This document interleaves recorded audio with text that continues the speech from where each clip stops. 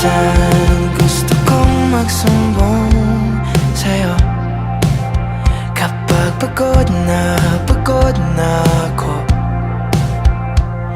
Tama pa bang init na yakap mo ang hinahanap ko?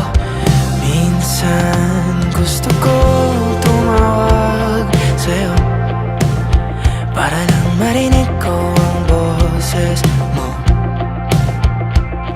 Mali na ba kapag nakangiti ako? Hinahanap